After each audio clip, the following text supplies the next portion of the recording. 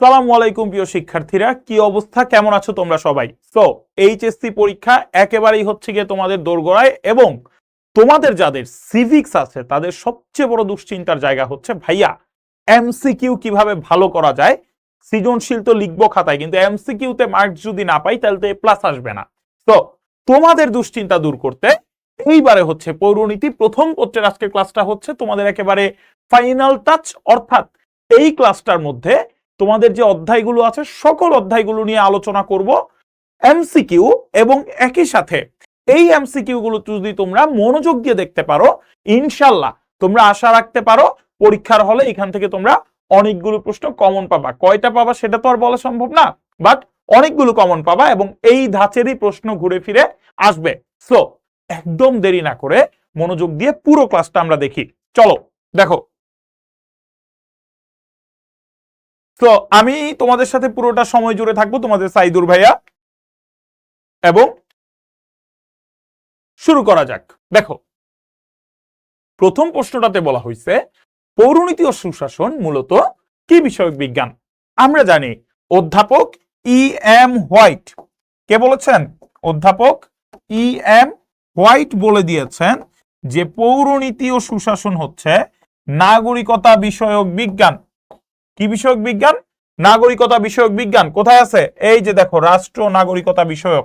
কোথায় আছে? এই যে রাষ্ট্র ও নাগরিকতা বিষয়ক। সো পৌরনীতি ও সুশাসন মূলত কোন বিষয়ক বিজ্ঞান? রাষ্ট্র এবং নাগরিকতা বিষয়ক বিজ্ঞান। এরপর বলছে প্রাচীনকালেও গ্রিসে যে ছোট ছোট অঞ্চল ছিল, ওই ছোট ছোট অঞ্চল নিয়ে কি গড়ে উঠেছিল। আমরা জানি প্রাচীনকালে আজকের যে বৃহত্তর রাষ্ট্র, সেই রাষ্ট্র ব্যবস্থা ছিল না, জনসংখ্যা ছিল কম, আয়তনেও দেশগুলো ছিল ছোট। তখন এই ছোট ছোট অঞ্চলগুলো নিয়ে এক একটা নগর রাষ্ট্র গড়ে উঠত। কি কি নগর রাষ্ট্র? প্রাচীন গ্রিসের অ্যাথেন্স, তারপর স্পার্টা, এগুলো হচ্ছে এক একটা নগর রাষ্ট্র। অ্যাথেন্স, স্পার্টা, এগুলো হচ্ছে এক একটা কি ভাইয়া? এক একটা নগর রাষ্ট্র। এরপর কে পৌরনীতিকে এডুকেশন ফর সিটিজেনশিপ বলেছেন? কে বলেছেন? একটু আগেই পড়লাম যে ই এম হোয়াইট বলেছিলেন। তারপর বলল পৌরনীতি পাঠ করলে একজন মানুষ কিসে উদ্বুদ্ধ হয়? পৌরনীতি যেহেতু পাঠ করেছে, সে আত্মস্বার্থে উদ্বুদ্ধ হবে না, সাহিত্য চর্চা না, রাজনীতিতে হতেও পারে, কিন্তু মোস্ট অ্যাপ্রোপ্রিয়েট অ্যান্সারটা হচ্ছে দেশপ্রেমে। কারণ পৌরনীতি এবং নাগরিকতা আমাকে কি শেখায়? আমাকে শেখায় এই যে আমাদের রাষ্ট্র, ওই রাষ্ট্রটা কিভাবে উৎপত্তি হয়েছে, কত আন্দোলন সংগ্রাম হয়েছে, এই সব কিছু দেখে আমরা দেশপ্রেমে উদ্বুদ্ধ হই। তারপর বলেছে জর্জ হ্যারিসন 1971 সালে মুক্তিযুদ্ধের সময় একটা কনসার্ট করে, এবং ওই কনসার্ট থেকে যে অর্জিত অর্থ, সেটা তিনি বাংলাদেশের অসহায় মানুষ যারা মুক্তিযুদ্ধের সময় ছিলেন তাদের জন্য দান করেছিলেন। এই যে তার একটা দিক, এই দিকটা কোন নাগরিকত্বকে প্রকাশ করে? আমরা জানি নাগরিকতার স্থানীয় দিক আছে, জাতীয় দিক আছে, আন্তর্জাতিক দিক আছে, তিনটা দিকই নাগরিকতার আছে। কিন্তু জর্জ হ্যারিসন একটা বিদেশি ব্যক্তি হয়ে সে যে বাংলাদেশের জন্য সহায়তা করলেন, এইটা তার নাগরিকতার কোন রূপ? অবশ্যই আন্তর্জাতিক রূপ। কারণ বিশ্বায়নের প্রভাবে নাগরিকতা আর এখন দেশের গণ্ডির মধ্যে নাই। আমি বাংলাদেশে বসে ইসরায়েলের বিপক্ষে ঘৃণা পোষণ করতে পারি, ফিলিস্তিনের জন্য আমার মনে দয়া মায়া হতে পারে, সুতরাং আমি কোন দিকটা পোষণ করছি? আন্তর্জাতিক দিকটা। যদি ধরো বলা হইতো যে পৌরসভা সিটি কর্পোরেশনে ভোট দিছে, এইটা তার নাগরিকতার কোন দিক? স্থানীয় দিক। যদি বলতো সে জাতীয় নির্বাচনে ভোট দিছে, সেটা কোন দিক হইতো? অবশ্যই জাতীয় হইতো। সুতরাং এইভাবে করে স্থানীয়, জাতীয়, আন্তর্জাতিক কোনটা কোন পর্যায়ে, ওইটা থেকে প্রশ্ন আসতে পারে। কোন প্রতিষ্ঠান সর্বপ্রথম সুশাসন প্রত্যয়টি ব্যবহার করে? মনে রাখতে হবে 1989 সালে। কত সালে? 1989 সালে এই যে বিশ্ব ব্যাংক, এই বিশ্ব ব্যাংক সুশাসন প্রত্যয়টি ব্যবহার করে। কে? বিশ্ব ব্যাংক। এরপর উৎপত্তিগত দিক থেকে কোন শব্দটি জাহাজ পরিচালনার সাথে সম্পর্কযুক্ত? উৎপত্তিগত দিক থেকে কিসের সাথে যুক্ত? জাহাজ পরিচালনার সাথে। অর্থাৎ জাহাজে যেমন নাবিক কোনো ভুল করলে জাহাজ অন্যদিকে চলে যাইতে পারে, যদি এই যে গভর্নেন্স, হ্যাঁ, এই গভর্নেন্স অর্থাৎ কোন প্রক্রিয়াতে দেশের শাসন ব্যবস্থা চলতেছে, ওই প্রক্রিয়া যদি সঠিক না হয় তাহলে ওই দেশ কখনো উন্নতির দিকে যাইতে পারে না। তো জাহাজ পরিচালনার সাথে সম্পর্কযুক্ত গভর্নেন্স। তারপর বলছে সুশাসনের পূর্ব শর্ত কি, বলা হয়েছে সুশাসনের পূর্ব শর্ত কি। সবসময় মনে রাখবা, সুশাসন সফল হওয়ার জন্য সুশাসনের পূর্ব শর্ত, সুশাসন প্রতিষ্ঠিত হওয়ার জন্য প্রয়োজন আইনের শাসন। সর্বাপেক্ষা বেশি প্রয়োজন আইনের শাসন, কারণ এই আইনের শাসন থাকলে জবাবদিহিতা, স্বচ্ছতা, নিরপেক্ষতা যা যা লাগে সবকিছু অর্জিত হবে। সুশাসনের পূর্ব শর্ত হচ্ছে আইনের শাসন। বলা হয়েছে রাষ্ট্র হবে ন্যায়ভিত্তিক ও আদর্শ রাষ্ট্র। ন্যায়ভিত্তিক আদর্শ রাষ্ট্র প্রতিষ্ঠা করা গেলে জনগণের সার্বিক কল্যাণ নিশ্চিত হবে। উক্তিটি কে করেছেন? আমরা জানি আদর্শ রাষ্ট্র প্রবক্তা কে? প্লেটো। প্লেটো, সুতরাং এটা হবে প্লেটো। নগর রাষ্ট্রে বসবাসকারী নাগরিকরা কিভাবে রাষ্ট্রীয় কাজে অংশগ্রহণ করত? নগর রাষ্ট্রে যে নাগরিকরা বসবাস করে তারা কিভাবে রাষ্ট্রীয় কাজে অংশগ্রহণ করত? আমরা জানি সেই সময় সকলে প্রত্যক্ষভাবে রাষ্ট্রীয় কাজে অংশগ্রহণ করত, কারণ কি আয়তনে ছিল ছোট, জনসংখ্যাও ছিল অনেক কম। এরপর সুশাসন প্রতিষ্ঠার প্রধান শর্ত কোনটি? সুশাসন প্রতিষ্ঠার প্রধান শর্ত হচ্ছে আমার স্বাধীন একটা বিচার বিভাগ প্রতিষ্ঠা করা লাগবে। কি লাগবে? স্বাধীন বিচার বিভাগ প্রতিষ্ঠা করা লাগবে। তারপর বলছে সামাজিক, রাজনৈতিক ও অর্থনৈতিক সমস্যাগুলোকে রাষ্ট্রবিজ্ঞান কিভাবে দেখে? রাষ্ট্রবিজ্ঞান কিভাবে দেখে? রাষ্ট্রবিজ্ঞান সকল বিষয়কে রাজনৈতিক দৃষ্টিকোণ থেকে ব্যাখ্যা করার চেষ্টা করে। কোন দৃষ্টিকোণ থেকে? রাজনৈতিক দৃষ্টিকোণ থেকে। এবং রাষ্ট্র নিজেও একটা রাজনৈতিক প্রতিষ্ঠান। শাসন কাজে জনগণ কিভাবে পরোক্ষভাবে অংশগ্রহণ করে? প্রত্যক্ষভাবে তো হচ্ছে গিয়ে তোমার সরাসরি শাসন কাজে অংশ নেয়া, সরাসরি মতামত দেয়া, কিন্তু পরোক্ষভাবে কিভাবে করে? আমরা ভোটের মাধ্যমে আমাদের কি নির্বাচন করি? প্রতিনিধি নির্বাচন করি। তারা নির্বাচিত হয়ে কই যায়? সংসদে যায়। সংসদে যে তারা আমাদের চাহিদাগুলো সরকারের কাছে তুলে ধরে বা দেশের কাছে তুলে ধরে। দ্যাটস ওয়াই আমরা পরোক্ষভাবে অংশগ্রহণ করি ভোটের মাধ্যমে, প্রতিনিধি নির্বাচন করে। বিশ্বব্যাংক সুশাসনের ধারণাটি কত সালে প্রথম ব্যবহার করে? সুশাসন ধারণাটি একটু আগেই বলে দিয়েছি, 1989 সালে প্রথম ব্যবহার করে। রাষ্ট্রবিজ্ঞান ছাড়া ইতিহাসের আলোচনা নিষ্ফল, আর ইতিহাস ছাড়া রাষ্ট্রবিজ্ঞান ভিত্তিহীন। কথাটা কে বলছে? কথাটা বলেছে অধ্যাপক জন সিলি। সে বলছে রাষ্ট্রবিজ্ঞান ব্যতীত ইতিহাস আলোচনা সম্ভব নয়, আবার ইতিহাস ছাড়া রাষ্ট্রবিজ্ঞানটাই অর্থহীন। অর্থাৎ একে অপরের সাথে যে পরস্পরভাবে যুক্ত, এই জিনিসটা বুঝাইতে তিনি উক্তিটা করছেন। সো সঠিক উত্তর হবে জন সিলি। ইতিহাসের জনককে হেরোডোটাস। একেবারে তোমার মুখস্থ থাকার কথা, যাদের ইতিহাস আছে তাদের জন্য আরো সহজ। এরপর পৌরনীতি ও সুশাসন বিষয়টির মূল আলোচ্য বিষয়ের কেন্দ্রবিন্দু কে? রাষ্ট্র। এই রাষ্ট্রকে, রাষ্ট্র হচ্ছে একটা রাজনৈতিক প্রতিষ্ঠান, জনসাধারণের জন্য কাজ করে। এরূপ প্রতিষ্ঠান সমূহকে তাদের লক্ষ্যে পৌঁছানোর জন্য যে নিয়মতান্ত্রিক ব্যবস্থা, দেখো কি বলছে, জনসাধারণের জন্য যারা কাজ করে এরকম প্রতিষ্ঠান কারা? Public administration. তার মানে কি? তার মানে লোক প্রশাসন। পাবলিক অ্যাডমিনিস্ট্রেশন যারা জনগণের সাথে সরাসরি ইন্টারেক্ট করে শাসন ব্যবস্থা নিয়ে, ঠিক আছে? লোক প্রশাসন হলো তত্ত্বীয় জ্ঞান, প্রাকৃতিক জ্ঞান, ব্যবহারিক জ্ঞান। অবশ্যই লোক প্রশাসনের একটা ব্যবহারিক জ্ঞান, কারণ তাদের যে জ্ঞানটা, এই জ্ঞানটা সরাসরি কোথায় কাজে লাগে? এই জ্ঞানটা সরাসরি মাঠে কাজে লাগে, ফিল্ডে কাজে লাগে। দ্যাটস ওয়াই লোক প্রশাসন হলো ব্যবহারিক জ্ঞান। মানবাধিকার ঘোষণাপত্রের কত অনুচ্ছেদ পর্যন্ত সর্বত্রই নারী পুরুষ নির্বিশেষে সবার সমান অধিকারের কথা বলা আছে? দেখো কি বলছে, কত অনুচ্ছেদ পর্যন্ত সর্বত্রই নারী পুরুষ নির্বিশেষে সবার সমান অধিকার। কি বলছে? সমান অধিকার। তাহলে উত্তরটা হবে কত? 1 থেকে 30 পর্যন্ত। এরপরে দেখো সুশাসন। সুশাসনের মূলনীতি কোনটা? কি সুশাসনের মূলনীতি কোনটা? আমরা জানি সুশাসনের মূলনীতি হচ্ছে জবাবদিহিতা। সুশাসনের মূলনীতি কি ভাইয়া? সুশাসনের মূলনীতি হচ্ছে জবাবদিহিতা। বিশ্বব্যাংক সুশাসনের কয়টি স্তম্ভের কথা বলেন? 4টি স্তম্ভের কথা বলেন। স্বচ্ছতা, জবাবদিহিতা, আইনের শাসন, আর হচ্ছে দক্ষ প্রশাসন কিংবা প্রশাসনিক দক্ষতা বা সরকারের দক্ষতা। এই 4টার কথা হচ্ছে গিয়ে বিশ্বব্যাংক বলেন। সুশাসনের উপযোগী সরকার ব্যবস্থা কোনটি? সবসময় গণতন্ত্র হচ্ছে সুশাসনের জন্য সর্বাপেক্ষা প্রয়োজনীয় শাসন ব্যবস্থা। কল্যাণমূলক রাষ্ট্রের অপরিহার্য শর্ত কোনটা? কল্যাণমূলক রাষ্ট্রে সুশাসন অপরিহার্য একটা শর্ত। এরপর বলছে দি ওয়েব অফ গভর্নমেন্ট, এটা কে লিখছে? ম্যাকাইভার লিখছে। কে লিখছে? MacIver, the web of government. এরপর কোন গভর্নেন্সকে স্মার্ট সরকার ব্যবস্থা বলে আখ্যায়িত, মানে কে গভর্নেন্সকে স্মার্ট বলে আখ্যায়িত করেন? এই যে স্মার্ট, এই স্মার্ট বলে কে আখ্যায়িত করেন? স্মার্ট বলে আখ্যায়িত করেন ভারতের অন্ধ্রপ্রদেশের মুখ্যমন্ত্রী চন্দ্রবাবু নাইডু। চন্দ্রবাবু নাইডু কোথাকার মুখ্যমন্ত্রী? অন্ধ্রপ্রদেশের মুখ্যমন্ত্রী।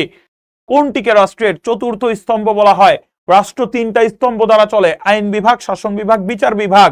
কিন্তু রাষ্ট্রের আরো একটা স্তম্ভ আছে যারা এই তিনটা স্তম্ভকে কি করে? জবাবদিহিতার মধ্যে রাখে, সেটা হচ্ছে গণমাধ্যম। এরপর ক্ষমতা মানুষকে দুর্নীতিগ্রস্ত করে, আর চরম ক্ষমতা চরমভাবে দুর্নীতিগ্রস্ত করে, কথাটা বলেছেন লর্ড অ্যাক্টন। সুশাসন কখনোই, মানে খুব বেশি পরিমাণে ক্ষমতার চর্চা করলে সুশাসন প্রতিষ্ঠিত হয় না, এইটা বুঝাইতে গিয়ে তিনি উক্তিটা করতেন। সুশাসনের সমস্যা কি? সুশাসনের সমস্যা হচ্ছে আইনের শাসনের অভাব। আইনের শাসন যদি না থাকে তাহলে সুশাসন প্রতিষ্ঠা হবে না। এটা একটা সুশাসন প্রতিষ্ঠার পথে কি? এইটা সুশাসন প্রতিষ্ঠার পথে একটা বাধা। সুশাসনের অন্তরায় কোনটি? এবার কি বলছে? সুশাসনের অন্তরায় কোনটি? অন্তরায় মানে কি? বাধা। অন্তরায় মানে কি? বাধা। পরীক্ষার হলে এইটা নিয়ে অনেকে হচ্ছে গিয়ে টেনশনে একেবারে শেষ অবস্থা। সুশাসন অন্তরায় যখন বলবে, অন্তরায় যে কোনো কিছুর সাথে যুক্ত, তার মানে বাধা। তোমার এগিয়ে যাওয়ার পথে অন্তরায় কি? তার মানে তোমার এগিয়ে যাওয়ার পথে বাধাগুলো কি? অন্তরায় মানে হচ্ছে বাধা। তাহলে সুশাসনের বাধা এখানে কোনটা? স্বচ্ছতা তো লাগবে, আইনের শাসন তো লাগবে, জবাবদিহিতাও লাগবে। এই অস্থিতিশীলতা হচ্ছে গিয়ে আমার থাকলে সুশাসন প্রতিষ্ঠা হয় না। তাহলে এখানে সুশাসনের বাধা হচ্ছে অস্থিতিশীলতা। কেমন অস্থিতিশীলতা? রাজনৈতিক অস্থিতিশীলতা। এরপর গণতন্ত্রের প্রাণ কি? একটা গণতন্ত্রের প্রাণ হচ্ছে অবাধ, সুষ্ঠু এবং নিরপেক্ষ নির্বাচন। কি? গণতন্ত্রের প্রাণ হচ্ছে অবাধ, সুষ্ঠু এবং নিরপেক্ষ নির্বাচন। কেউ তোমাকে ভোট দিতে বাধা দিবে না, তুমি তোমার স্বাধীনভাবে মতামত প্রকাশ করতে পারবা, ভোট দিতে পারবা, নির্বাচনটা নিরপেক্ষ হবে। এই জিনিসটাই হচ্ছে গণতন্ত্রের প্রাণ। তাহলেই কোনো শাসক গোষ্ঠী আর জনগণকে কি করতে পারে না? জনগণকে শাসন, মানে তোমার শাসনের নামে শোষণ করতে পারে না, তাদেরকে দমায় রাখতে পারে না। ওকে। এরপর সুশাসন প্রতিষ্ঠায় সরকারের করণীয় কি? তোমার সুশাসন প্রতিষ্ঠায় সরকার কি করতে পারে? বিচারকদের তদারকি করা? না। তাইলে তো স্বাধীন বিচার বিভাগ প্রতিষ্ঠা করা হবে না। শাসন বিভাগের ক্ষমতা বৃদ্ধি করা? না। তাইলে ক্ষমতার অতিরিক্ত চর্চা হয়ে যাবে। ক্ষমতার কেন্দ্রীকরণ? না। জবাবদিহিমূলক প্রশাসন প্রতিষ্ঠা। সরকার তার প্রশাসনিক কর্মকর্তাদেরকে জবাবদিহিতার আওতায় আনবে, তারা কেউ যেন ছাড়া না পায়, তারা যেন কোনো অন্যায় করলে তাদের শাস্তি হয়, এই জিনিসগুলো নিশ্চিত করবে। এরপর বলছে গণতান্ত্রিক ব্যবস্থায় সরকারকে নিয়ন্ত্রণ করতে কোন মাধ্যমটি কার্যকর? ধর্ম আইনসভা, শিক্ষা প্রতিষ্ঠান? না, বলছে যে তোমার সরকারকে নিয়ন্ত্রণ করতে ধর্ম সরকারকে নিয়ন্ত্রণ করে না। আইনসভা বিরোধী দল সমালোচনা করতে পারে, কিন্তু মেইন জিনিসটা হচ্ছে জনমত। মেইন জিনিসটা হচ্ছে জনমত। গণতন্ত্রে কখনোই সরকার জনমতের বিরুদ্ধে যাইতে চায় না, কারণ জনমতের বিরুদ্ধে চলে গেলে তার হচ্ছে গিয়ে ক্ষমতা থেকে পতন হওয়ার একটা সম্ভাবনা থাকে, যেইটাই আমরা 2024-এ দেখছি। বিশ্বব্যাংকের কত সালের সমীক্ষায় সর্বপ্রথম? 1989। সুশাসন প্রতিষ্ঠায় নাগরিকের প্রধান কর্তব্য কোনটি? সুশাসন প্রতিষ্ঠায় কার? নাগরিকের প্রধান কর্তব্য।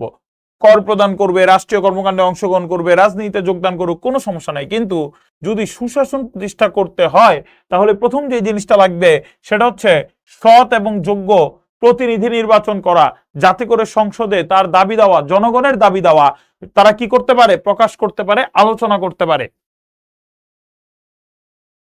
গণতান্ত্রিক শাসন ব্যবস্থার মূল কথা কি? গণতান্ত্রিক শাসন ব্যবস্থার মূল কথা কি? গণতান্ত্রিক শাসন ব্যবস্থার মূল কথা হচ্ছে তোমার এই যে জনমতের ভিত্তিতে পরিচালিত শাসন ব্যবস্থা। বাকি অপশনগুলো পড়লেই বুঝবা যে ওইগুলো হবে না, কারণ গণতান্ত্রিক শাসন অর্থাৎ জনগণের দ্বারা শাসন। তো অ্যান্সার হবে জনমতের ভিত্তিতে পরিচালিত শাসন। এরপর বলছে লাল ফিতার দৌরাত্ম্য। এই লাল ফিতার দৌরাত্ম্য মানে হচ্ছে তোমার সরকারি আমলারা বা সরকারি কর্মকর্তারা সকল ফাইল লাল ফিতা দিয়ে বেঁধে রাখেন এবং ওই ফাইলটা খুলতে অনেক বেশি সময় লাগে, অর্থাৎ সরকারি কাজে যে অনেক বেশি সময় লাগা ওই জিনিসটাকে বলে লাল ফিতার দৌরাত্ম্য। তাইলে লাল ফিতার দৌরাত্ম্য মানে কি? লাল রঙের স্বল্পতাহা, লাল রঙের আধিক্য, দক্ষ আমলাতন্ত্র, দক্ষ হইলে তো কাজ হইতোই। সুতরাং গতানুগতিক আমলাতন্ত্র অর্থাৎ আমলাতন্ত্রের যে একটা ধারাবাহিক নিয়ম আছে, যদিও এটা নেগেটিভ বা নেতিবাচক, তো এইটাই বোঝায় লাল ফিতার দৌরাত্ম্য দিয়ে। এরপর সুশাসনের জন্য স্বচ্ছতা প্রয়োজন। কেন স্বচ্ছতা প্রয়োজন? কারণ স্বচ্ছতা যদি নিশ্চিত হয় তাহলে এটা আমার দুর্নীতিকে প্রতিরোধ করবে। আমি যদি সকল তথ্য জানি, কত টাকার বাজেট, কত টাকা কোথায় ব্যয় হচ্ছে, সরকার কোথা থেকে কত টাকা আয় করতেছে, তাইলে এখানে দুর্নীতির কোনো সুযোগ থাকবে না। এরপর ডক্টর মাহাথির মোহাম্মদ, অবশ্যই তিনি হচ্ছে মালয়েশিয়ার প্রেসিডেন্ট ছিলেন। এরপর সুশাসন প্রক্রিয়ায় অবকাঠামোগত উন্নয়নের উপর কোনটা নির্ভরশীল? টেকসই অর্থনৈতিক এবং সামাজিক উন্নয়ন। কিসের উপর নির্ভরশীল? অবকাঠামোগত উন্নয়নের উপর নির্ভরশীল। এরপরে দেখো, মানুষের যে সামাজিক আচরণ, সেই সামাজিক আচরণের ভালো মন্দ বিচার করতে পারবো আমি কোন মাপকাঠি দ্বারা? দেখো, সামাজিক আচরণের ভালো মন্দ বিচার করা হয় মূলত মূল্যবোধ দিয়ে। কেন মূল্যবোধ দিয়ে?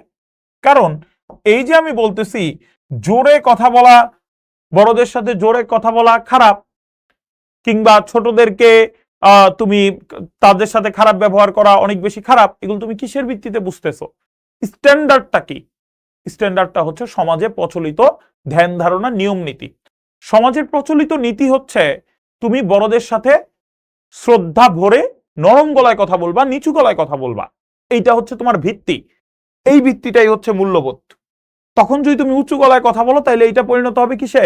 এটা পরিণত হবে তোমার বেয়াদবিতে, কিংবা এটা পরিণত হবে তোমার ঔদ্ধত্যতায়। এই জন্য বলা হয় যে ভালো মন্দ বিচারের মাপকাঠি বা ভিত্তি হচ্ছে মূল্যবোধ। কোনটি? রাজনৈতিক মূল্যবোধ। এই যে নির্বাচনে জয় পরাজয়কে মেনে নেয়া, অর্থাৎ আমি হারলেই বলবো না যে নির্বাচনে কারচুপি হয়েছে, আর জিতলেই নির্বাচন ঠিক আছে, এইরকম ধ্যান ধারণা থেকে বের হয়ে আসতে হবে। তো রাজনৈতিক মূল্যবোধ কোনটা? নির্বাচনে জয় পরাজয় মেনে নেয়া। এরপরে পরমত সহিষ্ণুতা কোন ধরনের মূল্যবোধ? পরমত সহিষ্ণুতা অর্থাৎ অন্যের মতামতকে শ্রদ্ধা করা, সম্মান করা, এটা রাজনৈতিক মূল্যবোধ। এরপর সকলের তরে সকলে আমরা, প্রত্যেকে আমরা পরের তরে, এটা দ্বারা কি বুঝাইছে? সহমর্মিতা। এটা দ্বারা কি বুঝাইছে?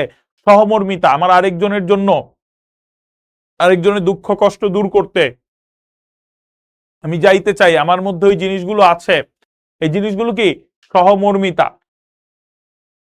শ্রেষ্ঠতম মানব গুণ হচ্ছে সহনশীলতা। শ্রেষ্ঠতম মানব গুণ কোনটা? সহনশীলতা। অর্থাৎ তুমি অল্পতেই রেগে যাবা না। কেউ তোমাকে আক্রমণ করলে তুমি যে তাকে দ্বিগুণ আক্রমণ করবা না, তুমি চেষ্টা করবা নিজেকে সংযত রাখতে। এই জিনিসগুলো হচ্ছে তোমার শ্রেষ্ঠতম মানব গুণ। আইনের ইংরেজি শব্দ কি? আইনের ইংরেজি শব্দ হচ্ছে ল। এই ল শব্দটা আবার আসছে ল্যাক থেকে। আইনের ইংরেজি শব্দ হচ্ছে ল, এটা আসছে টিউটনিক শব্দ ল্যাক থেকে। ওকে। এরপর সার্বভৌমের আদেশী আইন, এই কথাটা বলে দিছে জন অস্টিন। কে বলছে? John Austen. সে কি বলছে? সার্বভৌমের আদেশী আইন। এরপর আধুনিক কালে আইনের প্রধান উৎস কোনটা? আইনের অনেকগুলো উৎস আছে। অধ্যাপক হল্যান্ড বলছে আইনের উৎস হচ্ছে 6টা। কয়টা? 6টা। কি কি? প্রথা আছে, তারপর ধর্ম, বিচারকের রায়, নৈতিক দৃষ্টিকোণ, তারপর তোমার আছে আইনসভা, এইরকম ভাবে 6টা আছে। কিন্তু আধুনিক যুগে এসা আইন কিভাবে তৈরি হয়? আধুনিক যুগের আইনগুলো মূলত তৈরি হয় আইনসভাতে। আইনসভাতে সরকার দল বিরোধী দল পরস্পর আলোচনা করে আইন তৈরি করে, যেটা রাষ্ট্রের জন্য কল্যাণকর। সুতরাং আধুনিক কালে আইনের প্রধান উৎস হচ্ছে আইনসভা। সুপ্রাচীন উৎস। পৃথিবী যখন একেবারে অনেক আগের যুগে ছিল, তখন পৃথিবীতে কোনো লিখিত আইন ছিল না। তখন সমাজে প্রচলিত যেই সকল প্রথা ছিল, ওইটাই ছিল একটা আইন। তো সেই সকল যে প্রথা আছে, এগুলাই হচ্ছে আইনের সুপ্রাচীন উৎস। এগুলোই কি? আইনের সুপ্রাচীন উৎস। অধ্যাপক হল্যান্ডের মতে আইনের উৎস কয়টা? 6টা। এরপর যে আইন দ্বারা সরকার পরিচালিত হয়, দেখো এই যে এখানে যে অনেকগুলো আইন আছে, সরকার যে গঠন হইতে হবে এটা কোথায় লেখা থাকে? 5 বছর পর পর নির্বাচন হবে এটা কই লেখা থাকে? একজন পরপর কতবার প্রধানমন্ত্রী হইতে পারবে এগুলো কই লেখা থাকে?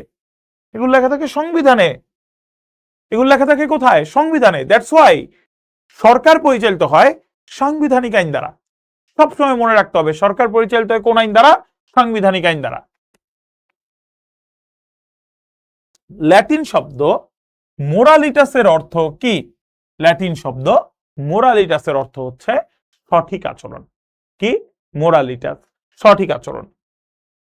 যে মানে এইখানে কে সর্বপ্রথম আইন এবং নৈতিকতার মধ্যে পার্থক্য করেন? আইন এবং নৈতিকতার মধ্যে পার্থক্য করেন ম্যাকিয়াভেলি। কে করেন ভাইয়া? ম্যাকিয়াভেলি করেন। এরপর কোন ধরনের স্বাধীনতা ছাড়া রাজনৈতিক স্বাধীনতা অর্থহীন? একটু মনে করার চেষ্টা করো তো যে কোন স্বাধীনতাটা না থাকলে শুধু রাজনৈতিক স্বাধীনতা না সব স্বাধীনতাই অর্থহীন হয়ে যাবে। একটু চিন্তা করো তো।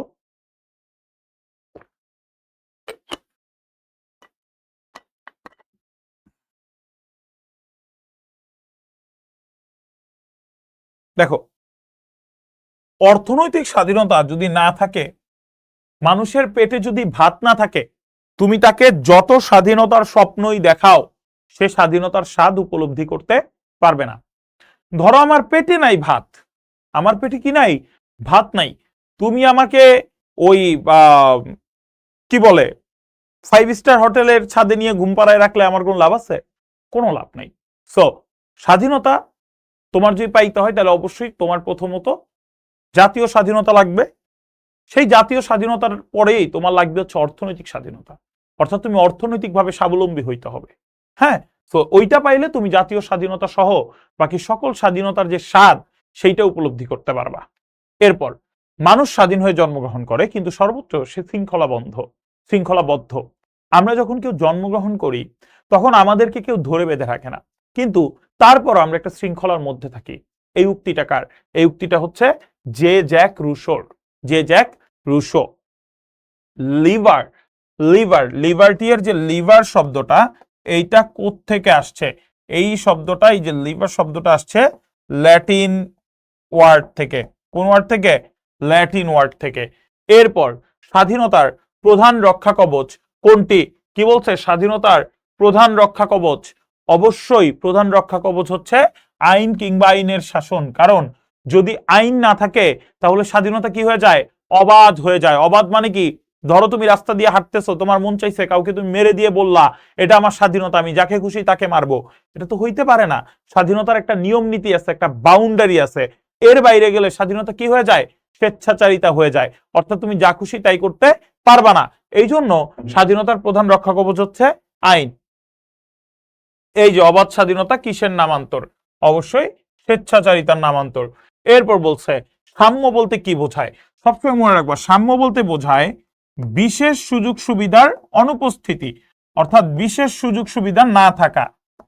বিশেষ সুযোগ না থাকা, এটাই হচ্ছে সাম্য।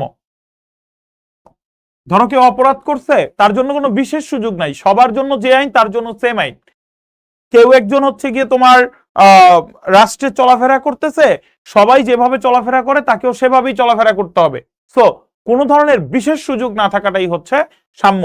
এখন এইখানে দেখো বিশেষ সুযোগ সুবিধা প্রদান, তাইলে হবে না। অবাধ স্বাধীনতা না, যথেষ্ট সুযোগ সুবিধা একদমই না। উত্তর হচ্ছে যোগ্যতা অনুসারে সবার সমান সুযোগ সুবিধা।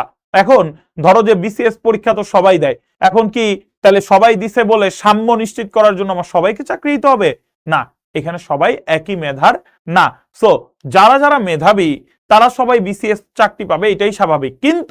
কিন্তু কেউ যদি তার মেধা না থাকা সত্ত্বেও বিসিএস চাকরিতে ঢুকে যায় তাহলে ওইখানে কি হয় নাই? সাম্য হয় নাই, কারণ এখানে তাকে কি দেওয়া হয়েছে? বিশেষ সুযোগ দেওয়া হয়েছে। তো এই জন্য অ্যান্সার হবে যোগ্যতা অনুসারে সমান সুযোগ। গণতন্ত্র হলো জনগণের কল্যাণের জন্য জনগণের দ্বারা পরিচালিত জনপ্রতিনিধিত্বমূলক শাসন ব্যবস্থা। এইটাকে কি বলে? এইটাকে বলে democracy is of the people, by the people, for the people. এটা কে বলছিল? এইটা বলছিল আব্রাহাম লিঙ্কন। কে বলছিল? Abraham Lincoln. এইবার আসো ই গভর্নেন্স ও সুশাসনে। আমরা কিন্তু দেখতে দেখতে চতুর্থ অধ্যায়ে চলে আসছি, তাই না ভাইয়া? দেখতে দেখতে কই চলে আসছি? চতুর্থ অধ্যায়ে। এবার আসো, ডিজিটাল বাংলাদেশ কত সালে ঘোষণা করা হয়? এই যে ডিজিটাল বাংলাদেশ যে প্রকল্পটা আছে, এই প্রকল্পটা মূলত ঘোষণা করা হয় 2008 সালে। কবে? 2008 সালে। ই গভর্নেন্সের বর্ধিত রূপ হচ্ছে ইলেকট্রনিক গভর্নেন্স। এটা আমরা সবাই জানি। ই গভর্নেন্সের বর্ধিত রূপ ইলেকট্রনিক গভর্নেন্স। ই গভর্নেন্সকে স্মার্ট গভর্নমেন্ট কে বলেছেন? বলেছেন চন্দ্রবাবু নাইডু। কে বলেছেন? চন্দ্রবাবু নাইডু। কোথাকার? অন্ধ্রপ্রদেশের মুখ্যমন্ত্রী। ই গভর্নেন্স বলতে সরকারি ক্ষেত্রে তথ্য প্রযুক্তি ব্যবহারের মাধ্যমে জনগণ, ব্যবসায়িক পক্ষ এবং সরকারের অন্যান্য বিভাগের মধ্যে যোগাযোগের সক্ষমতাকে মানে বোঝায়। এটা কার উক্তি? এটা হচ্ছে বিশ্ব ব্যাংকের উক্তি, ওয়ার্ল্ড ব্যাংক।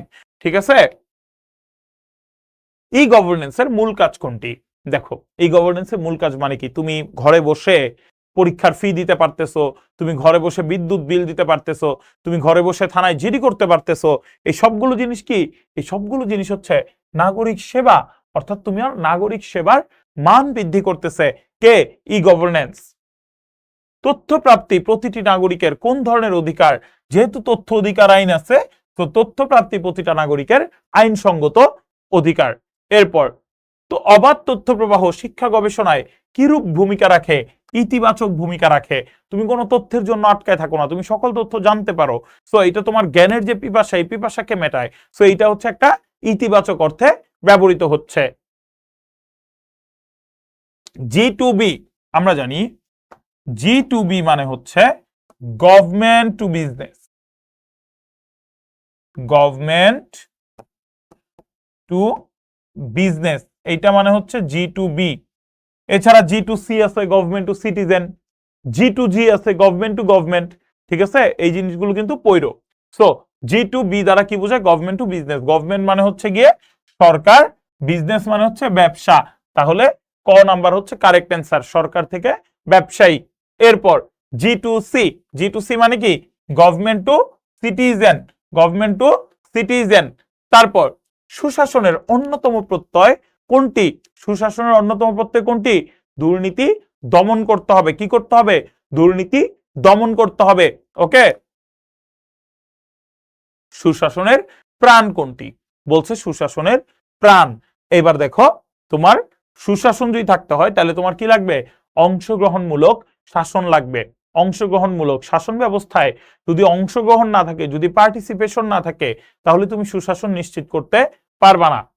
এরপর কোন রাষ্ট্রে সুশাসন প্রতিষ্ঠায় সবচেয়ে বেশি ভূমিকা পালন করতে পারে কে? কোন একটা রাষ্ট্রের সুশাসন প্রতিষ্ঠায় সবচেয়ে বেশি ভূমিকা রাখতে পারবে কে? পুলিশ বাহিনী? আমলাতন্ত্র? না, এদেরকে কে চালায়? এদেরকে চালায় সরকার। তাহলে সবচেয়ে বেশি ভূমিকা পালন করতে পারবে হচ্ছে সরকার। কে পারবে? সরকার। এরপর আইএসপি এর পূর্ণরূপ কি? আইএসপি তোমরা অনেক বেশি পরিচিত এই শব্দটার সাথে, যাদের আইসিটি আছে তাদের মানে সবাই তো আইসিটি আছে, এটা তো ম্যান্ডেটরি সাবজেক্ট। সো এটা হবে internet service provider. Internet service provider. এরপরে বলছে পৃথিবীটা কিভাবে গ্লোবাল ভিলেজে পরিণত হইল? এই যে আজকের পৃথিবীটা, এই পৃথিবীটা কিভাবে একটা গ্লোবাল ভিলেজে পরিণত হইল? গ্লোবাল ভিলেজে পরিণত হইল বিশ্বায়নের কারণে। কিসের কারণে? বিশ্বায়নের কারণে। এরপর দেখো, ই গভর্নেন্সে প্রশাসনিক স্বচ্ছতা বৃদ্ধি পায় কেন? ই গভর্নেন্সে প্রশাসনিক স্বচ্ছতা বৃদ্ধি পায় হচ্ছে গিয়ে একেবারে তোমার সোজা উত্তর, অবাধ তথ্য প্রবাহের কারণে। কেন? কারণ যখন অবাধ তথ্য প্রবাহ হয় তখন কি বলছি? যে সকল জিনিস, টাকা পয়সার হিসাব বলো, নিয়োগ ব্যবস্থা বলো, সবকিছু আমার সামনে কি? সবকিছু আমার সামনে ক্লিয়ার। সো তখন আমি খুব সহজে কি করতে পারি? তখন আমি খুব সহজেই তথ্যগুলো জানতে পারি এবং কোথাও দুর্নীতি হয়েছে কিনা ওটা দেখতে পারি। সো অ্যান্সার হবে কি? অ্যান্সার হবে হচ্ছে কি তোমার অবাধ তথ্য প্রবাহ। এরপর বাংলাদেশ এই গভর্নেন্সের অন্যতম প্রতিবন্ধকতা। প্রতিবন্ধকতা মানে কি? ওই যে আবারও বাধা, অন্তরায়, প্রতিবন্ধকতা, বাধা, এগুলো সব একই শব্দ। সো ই গভর্নেন্সের অন্যতম প্রতিবন্ধকতা দক্ষ জনশক্তি নেই এবং পৃষ্ঠপোষকতা নেই। অর্থাৎ দক্ষ জনশক্তি নেই এবং পর্যাপ্ত ফান্ডিং নেই, এক কথায়। তথ্য অবকাঠামোর মেরুদণ্ড কোনটি? টেলিযোগাযোগ ব্যবস্থা। এরপর VoIP, voice over internet protocol, voice over internet protocol, এই যে ভয়েস ওভার ইন্টারনেট প্রোটোকল, এটা হচ্ছে ভিওআইপি। এরপর কোন আইনের মাধ্যমে মেধা পাচার নিয়ন্ত্রণ করা সম্ভব? এই যে IPR, intellectual protection right, IPR বা ইন্টেলেকচুয়াল প্রোটেকশন রাইট, এই ইন্টেলেকচুয়াল প্রোটেকশন রাইট দ্বারা তুমি মেধা পাচার কি করতে পারবা? নিয়ন্ত্রণ করতে পারবা। এছাড়া যদি প্রশ্নে এটা না থাকে, ইন্টেলেকচুয়াল প্রোটেকশন রাইট, এটা যদি প্রশ্নে না থাকে, তখন তুমি সাইবার ক্রাইম প্রতিরোধ আইনও অ্যান্সার করতে পারো। কারণ তুমি ফেসবুকে কিংবা তুমি গুগলে কারো অনুমতি ছাড়া কারো কোনো বইয়ের অংশ তুমি যদি আপলোড করে দাও, সেইটা এক ধরনের মেধা পাচার, এবং এই মেধা পাচারকে নিয়ন্ত্রণ করতে সাইবার ক্রাইম প্রতিরোধ আইনও কাজ করে। সো যদি আইপিআর না থাকে তুমি এটা অ্যান্সার করতে পারবা। কোথায় আইসিটি ইনকিউবেটর স্থাপন করা হয়েছে? আইসিটি ইনকিউবেটর কোথায়? ঢাকার কারওয়ান বাজারে। কোথায়? ঢাকার কারওয়ান বাজারে। চলে আসলাম আমরা পঞ্চম অধ্যায়ে, নাগরিক অধিকার এবং কর্তব্য এবং মানবাধিকার। ওকে, সমাজ ও রাষ্ট্র কর্তৃক স্বীকৃত কতগুলো সুযোগ সুবিধা যা ভোগের মাধ্যমে নাগরিকের ব্যক্তিত্বের বিকাশ ঘটে তাকে কি বলে? খুবই সহজ, তাকে বলে অধিকার। ব্যক্তির ব্যক্তিত্ব পূর্ণাঙ্গভাবে বিকশিত হওয়ার জন্য যা কিছু প্রয়োজন তার পুরোটাই কি? অধিকার। এরপর প্রত্যেক রাষ্ট্রই পরিচিত হয় তার প্রদত্ত অধিকার দ্বারা। প্রত্যেক রাষ্ট্রই পরিচিত হয় কি দ্বারা? তার প্রদত্ত অধিকার দ্বারা। আমরা সবাই যাইতে চাই কই? আমরা সবাই যাইতে চাই অস্ট্রেলিয়া, কানাডা, আমেরিকা, হ্যাঁ, তারপর হচ্ছে নিউজিল্যান্ড, নরওয়ে, সুইডেন, ফিনল্যান্ড। কেন? কারণ ওইসব রাষ্ট্র তাদের যে অধিকারগুলো দেয়, ওই অধিকারগুলো আমাদেরকে আকৃষ্ট করে। সো প্রত্যেক রাষ্ট্রই পরিচিত হয় কি দ্বারা? তার অধিকার দ্বারা। কথাটা কে বলেছেন? কথাটা বলেছেন অধ্যাপক হেরল্ড জে লাস্কি। অধিকারের মূল লক্ষ্য কি?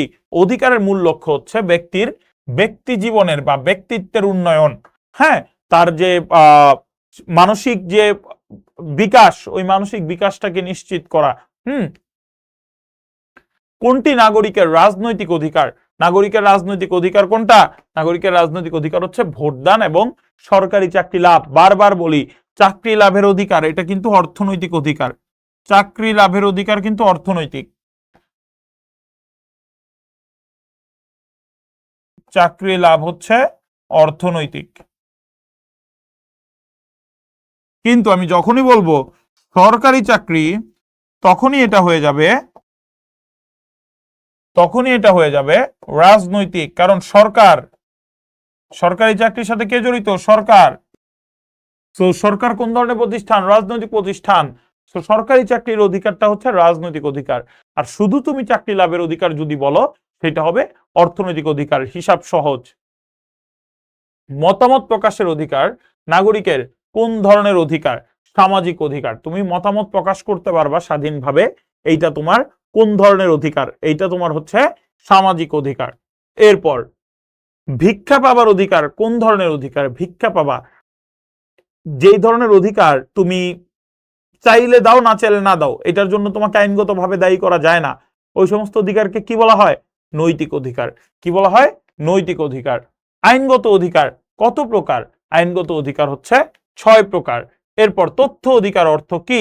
এই যে কোনো কর্তৃপক্ষের নিকট থেকে তথ্য প্রাপ্তির অধিকার। কোনো কর্তৃপক্ষের নিকট থেকে তথ্য প্রাপ্তির অধিকার।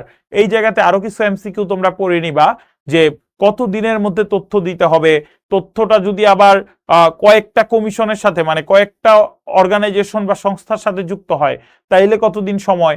এই জিনিসগুলো একটু জেনে নিবা, যাতে পরীক্ষায় আসলে অ্যান্সার করতে পারো। বাংলাদেশে তথ্য অধিকার আইনটি কত সালে প্রণীত হয়? 2009 সালে। তথ্য অধিকার আইন 2009। কোনটি নাগরিকের প্রধান দায়িত্ব? নাগরিকের প্রধান দায়িত্ব হচ্ছে রাষ্ট্রের প্রতি আনুগত্য পোষণ করা। রাষ্ট্রের প্রতি আনুগত্য পোষণ করা। এরপর তথ্য কমিশনে কমপক্ষে কতজন মহিলা হবেন? দেখো, তথ্য কমিশনে একজন প্রধান তথ্য কমিশনার থাকেন। একজন প্রধান তথ্য কমিশনার, সে ছেলে বা মেয়ে যেই হোক, একজন প্রধান তথ্য কমিশনার, সে ছেলে বা মেয়ে যা কিছু হইতে পারে। এই একজন প্রধান তথ্য কমিশনার সাথে থাকেন 2 জন তথ্য কমিশনার। এই দুইজন তথ্য কমিশনারের একজন অবশ্যই হবেন নারী, এই দুইজনের একজন অবশ্যই নারী হইতে হবে। সো তথ্য কমিশনে কমপক্ষে কতজন মহিলা হবেন? একজন। অধিকার ভোগের শর্ত কি? অধিকার ভোগের শর্ত হচ্ছে কর্তব্য পালন করা। তুমি যদি কর্তব্য পালন না করে সারাদিন অধিকার অধিকার গান গাও, তাহলে তুমি অধিকার পাবা না। কারণ তোমার কর্তব্য পালনের উপরেই আরেকজনের অধিকার পাওয়াটা বা তোমার নিজের অধিকার পাওয়াটা নির্ভরশীল। অধিকার অবাধ হলে কি ঘটবে? অধিকার যদি অবাধ হয়, এইখানে যদি কেউ কোনো বাধা না দেয়, তাহলে কি হবে বলতো? একটু আগেও পড়াইছি, বলো।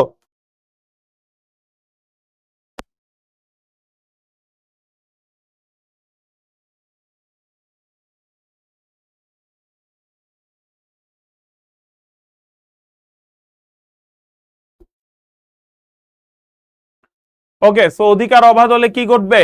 অধিকার অবাধ হলে স্বেচ্ছাচার প্রতিষ্ঠিত হবে। ব্যক্তিত্বের পূর্ণ উপলব্ধির জন্য কিছু শর্তের প্রয়োজন, কিন্তু সেই সঙ্গে শর্তগুলো সম্পাদনের জন্য প্রয়োজন, মানে শর্তগুলো সম্পাদনের প্রয়োজন আরো বেশি। কথাটা কে বলেছেন? বলেছেন অধ্যাপক লাস্কি। এরপর আইনগত কর্তব্য কোনটি? আইনগত কর্তব্য রাষ্ট্রীয় ত্রাণ তহবিলে অর্থদান। তোমার ইচ্ছে হলে তুমি দিবা, না ইচ্ছে হলে না দিবা, কেউ তোমাকে না করবে না, সেটা হবে না। ভিক্ষুককে ভিক্ষা দেয়া, কি বলছে এখানে? আইনগত। ভিক্ষুককে ভিক্ষা না দিলে আমার বিরুদ্ধে কেউ মামলা করবে? করবে না, সো এটাও অ্যান্সার না। সন্তান সন্ততিকে শিক্ষা দেয়া, না দিলে বর্তমান আইনে কেউ আইসা আমার বিরুদ্ধে মামলা করতে পারতেছে না। সো নিয়মিত কর প্রদান, যদি না দেই সরকার ডিরেক্ট আমার নামে মামলা ঠুকে দিবে। সো আইনগত কর্তব্য হচ্ছে নিয়মিত কর প্রদান। বিশ্ব মানবাধিকার দিবস কোনটি? 1948 সালের 10 ডিসেম্বর জাতিসংঘের সাধারণ পরিষদে যে মানবাধিকার বা মৌলিক অধিকারগুলো ঘোষিত হয়, ওইগুলোর ভিত্তিতেই মানবাধিকার দিবস হচ্ছে 10 ডিসেম্বর। কি কত ডিসেম্বর? 10 ডিসেম্বর হচ্ছে বিশ্ব মানবাধিকার দিবস। জাতিসংঘ ঘোষিত সার্বজনীন মানবাধিকারের ধারা কয়টা? 30টা, 1 থেকে 30 অনুচ্ছেদ। এরপর জাতিসংঘের কোন পরিষদ সার্বজনীন মানবাধিকারের ঘোষণাপত্র জারি করে? সাধারণ পরিষদ। কোন পরিষদ? সাধারণ পরিষদ। এরপর নিরপেক্ষ এবং বস্তুনিষ্ঠ সংবাদ হচ্ছে সামাজিক অধিকার। তারপর গণপ্রজাতন্ত্রী বাংলাদেশের সংবিধানের কত অনুচ্ছেদে জনগণকে দেশের মালিক হিসেবে ঘোষণা করা হয়? কত অনুচ্ছেদে জনগণকে দেশের মালিক হিসেবে ঘোষণা করা হয়? জনগণকে দেশের মালিক হিসেবে ঘোষণা করা হয় সংবিধানের 7-1 অনুচ্ছেদে। কত? সংবিধানের 7-1 অনুচ্ছেদ। রাজনৈতিক দল, নেতৃত্ব ও সুশাসন। রাজনৈতিক দল, নেতৃত্ব ও সুশাসন। প্রতিনিধিত্বমূলক গণতন্ত্রের মূল ভিত্তি কি? প্রতিনিধিত্বমূলক গণতন্ত্রের মূল ভিত্তিটাই হচ্ছে গিয়ে তোমার রাজনৈতিক দল। কারণ যদি রাজনৈতিক দল না থাকে, তাহলে তুমি কাকে ভোট দিয়ে সংসদে পাঠাবা? এই জন্য প্রতিনিধিত্বমূলক গণতন্ত্রের মানে মূলত রাজনৈতিক দলকেই বোঝানো হয়। রাজনৈতিক দলের অনেক প্রার্থী থাকে, তুমি তাকে ভোট দিয়ে সংসদে পাঠাও। একটা দল ক্ষমতায় থাকে, আরেকটা দল বিরোধী দল। রাজনৈতিক দল কোন নীতি বা আদর্শের সমর্থনে গঠিত। এই যে নীতি বা আদর্শের ভিত্তিতে রাজনৈতিক দল, এই কথাটা বলেছেন হচ্ছে অধ্যাপক ম্যাকাইভার। কে বলেছেন? অধ্যাপক ম্যাকাইভার। তুমি দেখলেই হবে যে রাজনৈতিক দল নীতি বা আদর্শের, এই কথা কে বলছে? এই কথাটা বলছে অধ্যাপক ম্যাকাইভার। এরপর রাজনৈতিক দলের প্রধান উদ্দেশ্য কি? রাজনৈতিক দলের প্রধান উদ্দেশ্য উদ্দেশ্য হচ্ছে ক্ষমতায় আরোহণ করা। রাজনৈতিক দল জনমত গঠন করা সহ যা কিছু করে, ইশতেহার দেয়া, সবকিছুই করে ক্ষমতায় আসার জন্য। ক্ষমতায় আসার পর মাশাআল্লাহ কি করে তা তো তোমরা জানো।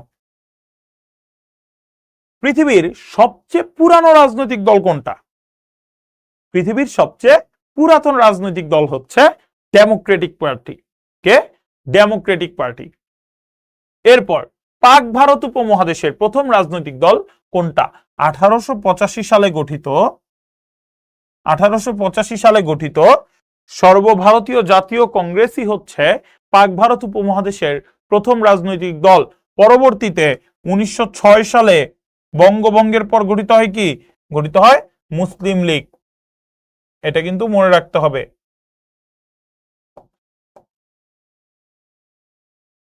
এরপর রাজনৈতিক দল আদর্শের প্রচারক, আবারও আদর্শের কথা বলছে, আবারও ম্যাকাইভার।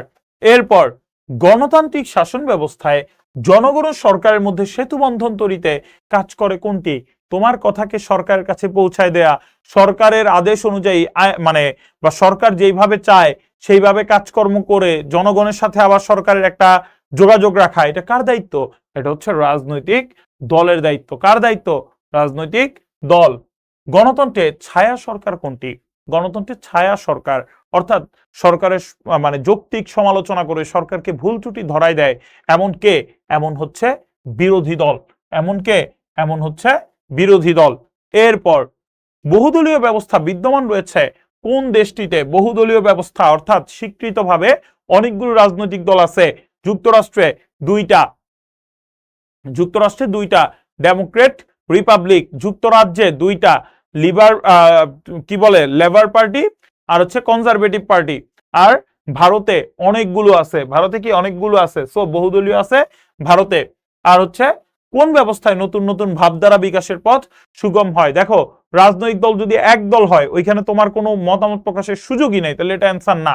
দ্বিদলীয়, দুইটা দল হইলে তোমার দেশে কি হবে? শুধুমাত্র তোমার দুই ধরনের মত থাকতে পারবে, এর বাইরে যেতে পারবে না। স্বৈরতন্ত্র, কিছুই বলতে পারবে না। তোমার মতামত বা নতুন ভাবধারা কি, তোমার তো কোনো ভাবধারা প্রকাশের সুযোগ নাই। সো বহুদলীয়তে অনেক রাজনৈতিক দল থাকে। সো তুমি তোমার মতো করে তোমার পছন্দের রাজনৈতিক দলে মতামত দিতে পারো, যোগ দিতে পারো, ভোট দিতে পারো। সো এটা হবে বহুদলীয়। এরপর গোষ্ঠী স্বার্থ সরকারি সিদ্ধান্তকে প্রভাবিত করার চেষ্টা করে কোনটি? গোষ্ঠী স্বার্থে যারা কাজ করে এবং যারা কখনো নিজেরা ক্ষমতায় আসতে চায় না, এমন গোষ্ঠীটা হচ্ছে চাপ সৃষ্টিকারী গোষ্ঠী। শিক্ষক কর্মচারী ঐক্যজোট কোন ধরনের চাপ সৃষ্টিকারী গোষ্ঠী? না, এটা হবে শিক্ষক কর্মচারী ঐক্যজোট কোন ধরনের গোষ্ঠী? উত্তর হবে চাপ সৃষ্টিকারী গোষ্ঠী। ওকে, এরপর লিডারশিপ শব্দটি কোন ভাষার? লিডারশিপ শব্দটা হচ্ছে ইংরেজি ভাষার, যার অর্থ হচ্ছে পথ প্রদর্শন করা বা নেতৃত্ব দেয়া। নেতৃত্ব হলো এক ধরনের আধিপত্য, এই কথা বলেছেন কিম্বল ইয়ং। নেতৃত্ব একটা আধিপত্য, কারণ কি আমি একজনকে আমার মতো করে পরিচালনা করতে পারি, তাকে চালাতে পারি, আমার ডাকে সে সম্মোহিত হয়। ঠিক আছে? সো মাস্টারদা সূর্য সেনের নেতৃত্বে চট্টগ্রাম বিদ্রোহ হয় কত সালে? মাস্টারদা সূর্য সেনের নেতৃত্বে চট্টগ্রাম বিদ্রোহটা হয় 1930 সালে। কত সালে? 1930 সালে। এরপর নেতার সিদ্ধান্তের বিপরীতে আলোচনা করা যায় যে ধরনের নেতৃত্বে, অর্থাৎ নেতা একটা কথা বলছে কিন্তু তুমি তার যৌক্তিক সমালোচনা করতে পারবা। কোন ধরনের শাসন ব্যবস্থায়? একবার চিন্তা করে দেখো, অবশ্যই গণতান্ত্রিক শাসন ব্যবস্থায়। আমলারা কোন ধরনের নেতৃত্ব অধিকারী? আমলা কারা? আমলা হচ্ছে সরকারি কর্মকর্তারা। কারা? সরকারি কর্মকর্তারা। তাহলে এখানে সরকারি কর্মকর্তা কারা? সরকারি কর্মকর্তা হচ্ছে এই যে প্রশাসনিক কর্মকর্তারা। সো তারা হচ্ছে প্রশাসনিক নেতৃত্বের অধিকারী। এরপর একজন দক্ষ নেতাকে কি বলা যায়? একজন দক্ষ নেতা হচ্ছে একটা জাতির কান্ডারি। সে চাইলে জাতিকে উন্নতির উচ্চ শিখরেও নিয়ে যেতে পারে, আবার সে যদি হচ্ছে গিয়ে ব্যর্থ হয় তাহলে তার জাতি কি হইতে পারে? ব্যর্থতায়ও নির্বাসিত হইতে পারে। সরকারি দল এবং বিরোধী দলের সহাবস্থান নিশ্চিত করে কোনটি? সরকারি দল এবং বিরোধী দল এই দুইটা সহাবস্থান, অর্থাৎ কেউ কারো বিরুদ্ধে অন্যায়ভাবে হামলা, মামলা, হরতাল এগুলো করতেছে না, এই ধরনের একটা সহাবস্থান নিশ্চিত করে হচ্ছে সুশাসন। সুশাসন বা আইনের শাসন প্রতিষ্ঠিত হইলে রাজনৈতিক দলগুলোর মধ্যে যে বিদ্যমান হানাহানি, মারামারি, এই জিনিসগুলো অনেকটা কমে আসে। রাজনৈতিক দলের কাজ কি? রাজনৈতিক দলের কাজ হইল জনমত গঠন এবং ওই জনমতকে কাজে লাগিয়ে ক্ষমতায় আরোহণ করা। এইটা হচ্ছে রাজনৈতিক দলের কাজ এবং উদ্দেশ্য। তারা তাদের যে ইশতেহার সেটা জনগণের সামনে প্রকাশ করতে থাকে, জনগণকে বুঝাইতে থাকে যে কেন নির্বাচনে আপনারা আমাকে ভোট দিবেন। চলে আসছে আমরা সপ্তম অধ্যায়ে। সপ্তম অধ্যায় কি? সরকার কাঠামো। দেখো, প্রথমে বলছে গ্রিক শব্দ ডেমোস, এই শব্দের অর্থ কি? ডেমোস এবং ক্রেটোস দুইটা শব্দ আছে, এর মধ্যে ডেমোস শব্দের অর্থ হচ্ছে জনগণ। ডেমোস শব্দের অর্থ কি? জনগণ। ক্রেটোস শব্দের অর্থ কি? শাসন। এই জন্যই ডেমোক্রেসি মানে জনগণের শাসন। তো ডেমোস শব্দের অর্থ হচ্ছে জনগণ। এরপর democracy is the government of the people by the people for the people, এটা কে বলছে? Abraham Lincoln. এরপর অ্যারিস্টটলের মতে পলিটি, এই পলিটি হচ্ছে স্বাভাবিক শাসন, আর গণতন্ত্রকে অ্যারিস্টটল কি বলছে? বিকৃত শাসন ব্যবস্থা বলছে। কেমন শাসন ব্যবস্থা বলছে? বিকৃত শাসন ব্যবস্থা বলছে। এরপর কোন শাসন ব্যবস্থায় শাসক তার কাজের জন্য আইনসভার নিকট দায়ী থাকে? কোন শাসন ব্যবস্থায় শাসক কিছু একটা বলছে আইনসভার কাছে দায়ী, তার মানে অবশ্যই সেটা সংসদীয় শাসন। রাষ্ট্রপতি শাসিত সরকার ব্যবস্থার একটা প্রধান উদাহরণ কোনটা? কি বলছে? রাষ্ট্রপতি শাসিত সরকার ব্যবস্থার, রাষ্ট্রপতি শাসিত সরকার ব্যবস্থার একটা প্রধান উদাহরণ হচ্ছে মার্কিন যুক্তরাষ্ট্র। মার্কিন যুক্তরাষ্ট্রে রাষ্ট্রপতি শাসিত সরকার। এরপর এক জাতি এক দেশ এক নেতা, এক জাতি এক দেশ এক নেতা, এটা কোন ধরনের শাসন? তা অবশ্যই একনায়কতন্ত্র। একনায়ক সে বাদে, একনায়ক সে নিজে বাদে আর কারো কথা কি করতে পারে না? শুনতে পারে না, তোমার সহ্য করতে পারে না। ক্ষমতা বন্টনের ভিত্তিতে সরকারকে কয় ভাগে ভাগ করা যায়? দেখো, সরকার অনেক ভাবে তার ক্ষমতাকে বন্টন করতে পারে।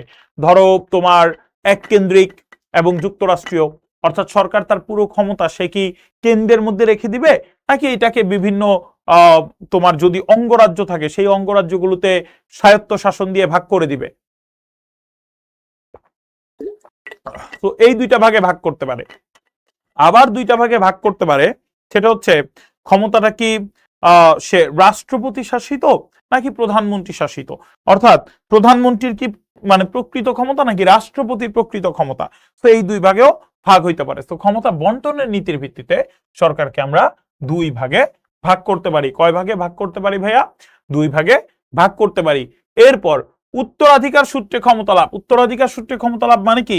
তোমার বাবা প্রেসিডেন্ট, এরপরে তুমি প্রেসিডেন্ট হবা, তোমার বাবা প্রেসিডেন্ট, এরপরে তুমি প্রেসিডেন্ট হবা, তারপরে তোমার ছেলে হবে। হ্যাঁ, এইভাবে করে যে উত্তরাধিকার সূত্রে ক্ষমতা, ওইটা কোন ধরনের ক্ষমতা লাভ করা হয়? এই ক্ষমতাটা হচ্ছে কি তোমার রাজতন্ত্রে, রাজতন্ত্রে যেমন সৌদি আরবে দেখা যায় এই ধরনের ক্ষমতা। এরপর মার্কিন যুক্তরাষ্ট্রের আইনসভার উচ্চ কক্ষের নাম কি? উচ্চ কক্ষের নাম হচ্ছে সিনেট। উচ্চ কক্ষের নাম হচ্ছে সিনেট, আর নিম্ন কক্ষের নাম হচ্ছে হাউস অফ রিপ্রেজেন্টেটিভ। তাহলে উচ্চ কক্ষের নাম কি? সিনেট। এরপর বাংলাদেশের আইনসভার নাম, ওকে এটা আমরা সবাই জানি, বাংলাদেশ আইনসভার নাম হচ্ছে জাতীয় সংসদ।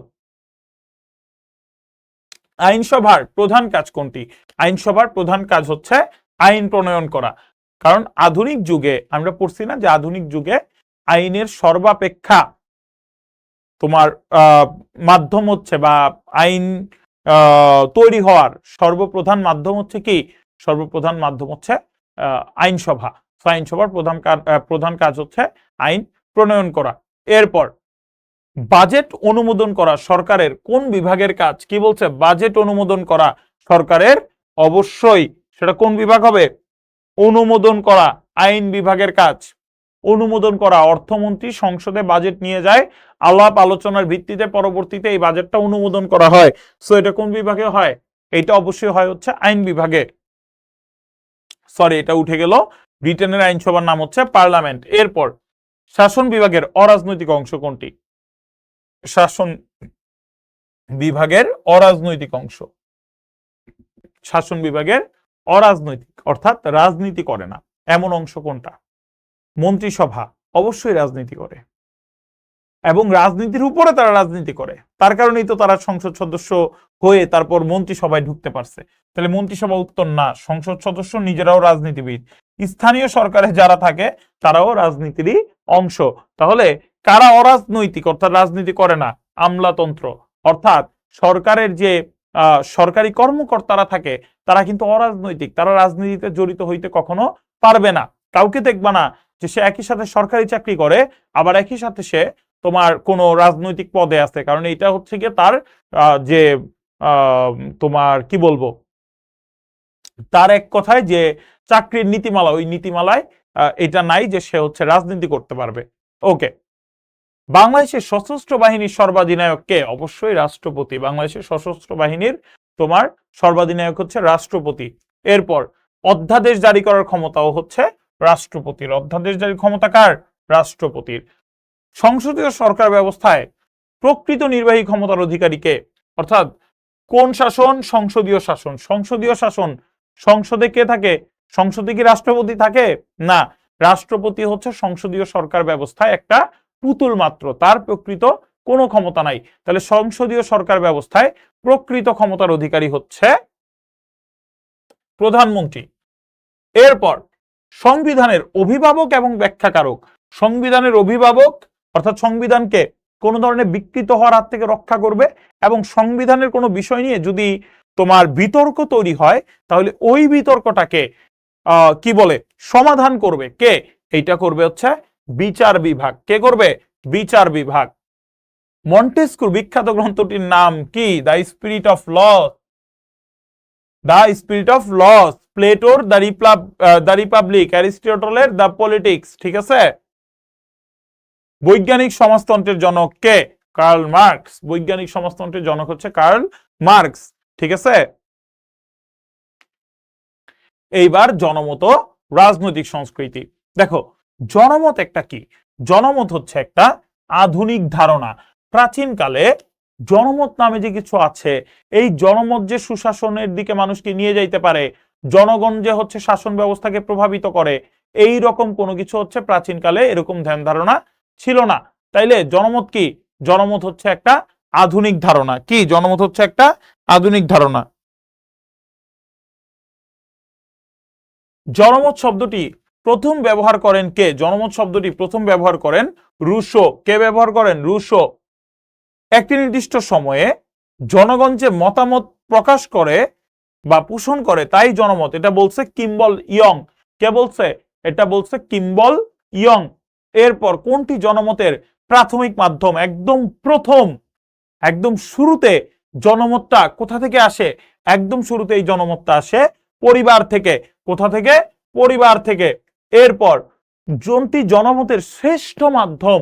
অর্থাৎ কোন মাধ্যমে সবচেয়ে বেশি জনমত গড়ে উঠতে পারে? সবচেয়ে বেশি জনমত গড়ে উঠতে পারে সংবাদপত্রের মাধ্যমে। কোন মাধ্যমে? সংবাদপত্রের মাধ্যমে। এরপর সুষ্ঠু জনমত গঠনে কিসের গুরুত্ব?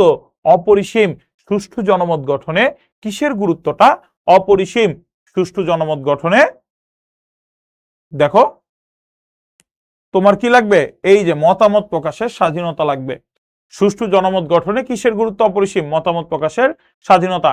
সমাজের দর্পণ বলা হয় কাকে? অবশ্যই সংবাদপত্রকে বলা হয় সমাজের দর্পণ। সে সকল ধরনের নিউজ পত্রিকায় তুলে ধরে জনগণকে কি করে? জনগণকে সচেতন করে এবং তোমার বিভিন্ন জিনিসপত্র জানিয়ে দেয়।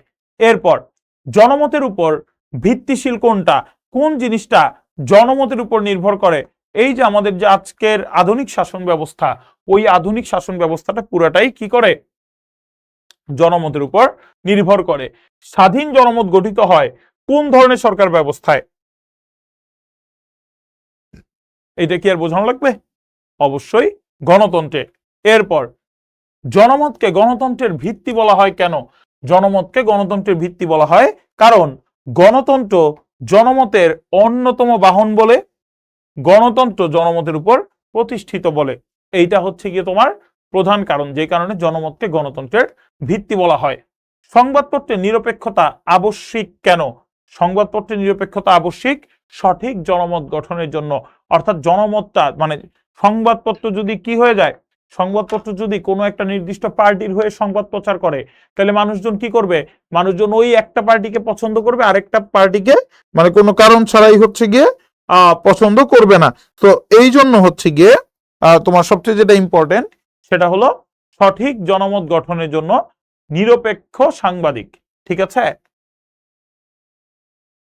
রাজনৈতিক সংস্কৃতিতে মানুষের কোন বিষয়টা অনুপস্থিত? হচ্ছে স্বার্থপরতা। অর্থাৎ স্বার্থপরতা রাজনৈতিক সংস্কৃতিতে থাকলে ওইটা হচ্ছে কি কখনো ভালোর দিকে তোমাকে নিয়ে যেতে পারবে না। হিসাব খুব সহজ। এরপর রাজনৈতিক সংস্কৃতি সর্বদা কি রূপ? রাজনৈতিক সংস্কৃতি সর্বদাই পরিবর্তনশীল। সর্বদা পরিবর্তনশীল রাজনৈতিক সংস্কৃতি। কেন? কারণ আওয়ামী লীগের আমলে এক ধরনের রাজনৈতিক সংস্কৃতি ছিল, বিএনপির আমলে এসে তোমরা এক ধরনের রাজনৈতিক সংস্কৃতি দেখতেছো, জামায়াত ইসলামী কখনো ক্ষমতায় আসলে তোমরা আবার আরেক ধরনের রাজনৈতিক সংস্কৃতি দেখবা। সো রাজনৈতিক সংস্কৃতি কখনো স্থির না, সময়ের সাথে সাথে দল পরিবর্তনের সাথে সাথে এগুলো কি হয়, পরিবর্তন হয়। এরপর সদা সতর্ক জনমত জনগণের স্বাধীনতার রক্ষা কবচ, এই কথাটা কে বলেছেন? এই কথাটা বলেছেন লাস্কি। সদা জাগ্রত জনমত স্বাধীনতার রক্ষা কবচ, এই কথাটা বলেছেন লাস্কি। সাধারণ অর্থে জনমত বলতে কি বোঝায়? সাধারণ অর্থে জনমত বলতে বোঝায় সংখ্যাগরিষ্ঠ জনসাধারণের মত। সংখ্যাগরিষ্ঠ অর্থাৎ অনেক মানুষ মিলে যখন একটা নির্দিষ্ট মত গড়ে ওঠে তখন এটা কি বলে, কি এটা কি বলে, জনমত। এরপর গণতন্ত্রে ক্ষমতাসীন দল জনমতের প্রতি শ্রদ্ধাশীল থাকে কেন? কেন জনগণকে তারা মেনে চলে? কেন জনগণের মতামতকে তারা ভয় পায়? ক্ষমতা হারানোর ভয়ে। ক্ষমতা হারানোর ভয়ে, যে জনগণকে যদি আমি তাদের মতামতের প্রতি শ্রদ্ধা পোষণ না করি, আমি যদি তাদের মতামতের দিকে গুরুত্ব না দেই, তাহলে এক সময় তারা আমাকে কি করবে? এক সময় তারা আমাকে ক্ষমতা থেকে নামিয়ে দিবে, পরের নির্বাচনে তারা আমাকে ভোট দিবে না। এই ভয়ে তারা হচ্ছে কি করে, তারা জনমতের প্রতি শ্রদ্ধাশীল থাকে। এরপর সুষ্ঠু জনমত গড়ে তোলার জন্য কি প্রয়োজন? সুষ্ঠু জনমত গড়ে তোলার জন্য প্রয়োজন হচ্ছে তোমার কার্যকর বিরোধী দল, রাজনৈতিক সচেতনতা, স্বাধীন প্রচার মাধ্যম অথবা শিক্ষিত জনগণ। তো তোমার সুষ্ঠু জনমত গড়ে তোলার জন্য প্রয়োজন হবে তোমার রাজনৈতিক সচেতনতা। কারণ রাজনৈতিক সচেতনতা যদি না থাকে তাহলে তুমি কি বিশ্বাস করবা, কি বিশ্বাস করবা না, কোন দলকে ভোট দিবা, কোন দলকে ভোট দিবা না, এই জিনিসগুলো নিয়ে তুমি ক্লিয়ার হইতে পারবা না। তো এই জন্য সুষ্ঠু জনমত গড়ে ওঠার জন্য প্রয়োজন রাজনৈতিক সচেতনতা। মনোভাব, বিশ্বাস, অনুভূতি এবং মূল্যবোধের সমষ্টি, এইগুলো মিলেই হচ্ছে রাজনৈতিক সংস্কৃতি। কি কি? মনোভাব, বিশ্বাস, অনুভূতি, মূল্যবোধ, এই সবকিছু মিলেই হচ্ছে রাজনৈতিক সংস্কৃতি। জনমতের সংজ্ঞায় সংখ্যালঘুদের চিহ্নিত করেছেন কে? লাওয়েল। জনমতের সংজ্ঞায় সংখ্যালঘুদেরকে চিহ্নিত করেন লাওয়েল। মধ্যযুগে জনমতের ধারণার প্রতিনিধিত্ব করেন কে? ম্যাকিয়াভেলি। মধ্যযুগে জনমতের ধারণার প্রতিনিধিত্ব করেন ম্যাকিয়াভেলি। এইবার আমরা যাব জনসেবা এবং আমলাতন্ত্রে। দেখো, আমলাতন্ত্রের জনককে চোখ বন্ধ করে বলে দিবা, ম্যাক্স ওয়েবার। আমলাতন্ত্রের জনককে? আমলাতন্ত্রের জনক হচ্ছে ম্যাক্স ওয়েবার। এরপর আমলাতন্ত্রের ইংরেজি প্রতিশব্দ কোনটি? আমলাতন্ত্রের ইংরেজি প্রতিশব্দ হচ্ছে বিউরোক্রেসি। বিউরোক্রেসি। সরকারের অরাজনৈতিক অংশ কোনটি? সরকারি কর্মকর্তা বৃন্দ। কে? সরকারি কর্মকর্তা বৃন্দ। ম্যাক্স ওয়েবার আমলাতন্ত্রকে কি হিসেবে উপস্থাপন করেছেন? ম্যাক্স ওয়েবার আমলাতন্ত্রকে বলেছেন আইনগত ও যুক্তিসঙ্গত মডেল। কি বলেছেন? আইনগত এবং যুক্তিসঙ্গত মডেল। পদসোপান বা হায়ারার্কি ব্যবস্থাটি কোথায় বেশি চর্চা করা হয়? অবশ্যই আমলাতন্ত্রে। আমলাতন্ত্রে এই চেইন অফ কমান্ড বা পদসোপান এইটা খুব কঠিনভাবে মেইনটেইন করা হয়। কেন? যাতে করে এই এদের মধ্যে যে কি বলবো, হায়ারার্কি বা এদের মধ্যে যে একটা সম্মান প্রদর্শনের বিষয়, উঁচু থেকে নিচু, এইটা যাতে বজায় থাকে। সচিব সরাসরি হচ্ছে গিয়ে তোমার ফোন দেয় তার যে অতিরিক্ত সচিব বা সহকারী সচিব তাদের থেকে ডিসি থেকে হচ্ছে গিয়ে তোমার ইউএনও, এইভাবে হচ্ছে গিয়ে খবরটা যায়। বিভাগীয় যিনি থাকেন বিভাগীয় প্রধান ফোন দেন জেলা প্রধানকে, জেলা প্রধান ফোন দেন উপজেলা প্রধানকে, এইভাবে করেই চলে। সো এই হায়ারার্কিটা কোথায় সবচেয়ে বেশি চর্চা করা হয়? আমলাতন্ত্রে। কোথায়? আমলাতন্ত্রে। রাজনৈতিক প্রশাসনের সর্বোচ্চ স্তরে অবস্থানকারী কারা? কি বলছে? অরাজনৈতিক প্রশাসনের সর্বোচ্চ স্তরে কে থাকে? সর্বোচ্চ তোমার থাকে আমলা। কারণ মন্ত্রী হচ্ছে গিয়ে তোমার রাজনৈতিক একটা মন্ত্রণালয়ে, মন্ত্রীর পরেই থাকেন হচ্ছে সচিব। এই সচিব হচ্ছেন কে? একজন সরকারি আমলা। তো এই জন্য অরাজনৈতিক প্রশাসনের সর্বোচ্চ স্তরে অবস্থানকারী হচ্ছেন আমলা। এরপর প্রতিযোগিতামূলক পরীক্ষার মাধ্যমে নির্বাচিত প্রশাসক কে? সে হচ্ছে অরাজনৈতিক প্রশাসক। প্রতিযোগিতামূলক পরীক্ষা অর্থাৎ বিসিএস দিয়ে, প্রতিযোগিতামূলক পরীক্ষা বাংলাদেশ সিভিল সার্ভিস পরীক্ষা দিয়ে যারা ঢোকেন। এরপর কোন সংগঠন পরিচালনার জন্য স্থায়ী বেতনভুক্ত দক্ষ কর্মচারীকে কি বলে? আমলা। আরবি আমল শব্দের অর্থ কি? আরবি আমল শব্দের অর্থ হচ্ছে আদেশ পালন করা। যে আদেশ আমাকে দেয়া হয়েছে, যে দায়িত্ব আমাকে দেয়া হয়েছে, ওইটা পালন করা, এইটাকে আরবিতে বলা হয় তোমার কি? আমল। আমলাতান্ত্রিক সংগঠনে কর্মচারীদের দক্ষতা কিভাবে বাড়ে? প্রশিক্ষণের মাধ্যমে। আমলাদেরকে বিভিন্ন সময়ে বিভিন্ন প্রশিক্ষণ দেওয়া হয়। আমলারা যখন প্রথম বাংলাদেশ সিভিল সার্ভিস বা কর্ম কমিশনে ঢোকেন, তখন তাদেরকে কি দেওয়া হয়? বুনিয়াদী প্রশিক্ষণ দেওয়া হয়। কি দেওয়া হয়? বুনিয়াদী প্রশিক্ষণ। বুনিয়াদী মানে কি? ফান্ডামেন্টাল। বুনিয়াদী প্রশিক্ষণ দেওয়া হয়। এটাকে আমরা কি বলতে পারি? ফান্ডামেন্টাল বলতে পারি। ফান্ডামেন্টাল বলতে পারি। ঠিক আছে। অনুন্নত দেশে আমলাদের গুরুত্ব বৃদ্ধি পাওয়ার কারণ কি? অবশ্যই স্থায়িত্বের অভাব, রাজনৈতিক স্থায়িত্বের অভাব। কারণ আমলারা দেখে যে সকল রাজনৈতিক দল ক্ষমতায় থাকতেছে না, ক্ষমতার বারবার পালাবদল হচ্ছে, এবং ক্ষমতায় আসার জন্য তাদের কাছে রাজনৈতিক ব্যক্তিরা এসে হাতে পায়ে ধরতেছে। এইগুলাই হচ্ছে অনুন্নত দেশে আমলাদের গুরুত্ব বৃদ্ধি পাওয়ার কারণ।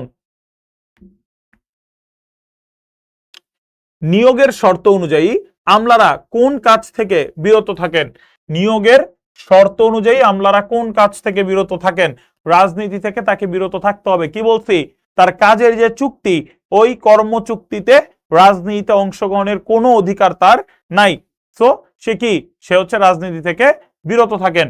এরপর বাংলাদেশে আমলা হিসেবে নিয়োগের পরীক্ষায় কয়টি ধাপ থাকে? সর্বপ্রথম হয় আমার প্রিলিমিনারি। সর্বপ্রথম হয় প্রিলিমিনারি। প্রিলিমিনারির পরে কি হয়? প্রিলিমিনারির পরে হয় রিটেন। যারা প্রিলিমিনারিতে টিকে তারা পায় রিটেন। এই রিটেনের পর হয় ভাইবা। এই রিটেনের পর হয় ভাইবা। এই 3 ধাপে। কয়টা ধাপ হলো? 3টা। নিয়োগপ্রাপ্ত আমলাদের চাকুরির পূর্বে কি গ্রহণ করতে হয়? প্রথমেই বলছি, চাকরির পূর্বেই তাকে সর্বপ্রথম বুনিয়াদী প্রশিক্ষণ গ্রহণ করতে হয়, বা ফান্ডামেন্টাল।